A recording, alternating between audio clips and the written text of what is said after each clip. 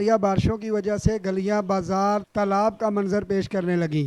مزید تفصیلات جانتے ہیں بیورو چیف اکاڑا منظور احمد شاہین سے۔ جی منظور احمد شاہین بتائیے گا۔ اکاڑا کے نوائی علاقہ ہیڈ سلیمانکی میں حالیہ بارشوں نے نکارہ سیوریج سسٹم کا پول کھول دیا ہے۔ گلیاں، بازار، تالاب کا منظر پیش کرنے لگے۔ نالوں سے پانی کی نکاسی کا عمل بری طرح متاثر ہو چکا ہے۔ جگہ جگہ گندگی کے ڈھیر لگے ہوئے ہیں اور صفائی کا نظام بالکل نہیں ہے۔ بارش کے وقت پانی نالوں کے کناروں سے باہر نکل جاتا ہے اور گلیوں میں کھڑا پانی جور کی شکل اختیار کر جاتا ہے، جس سے لوگوں کا گزرنا مشکل ہو جاتا ہے۔ طوفان زدہ پانی وبائی امراض کے ساتھ ساتھ مچھر کی افزائش کو دعوت دے رہا ہے۔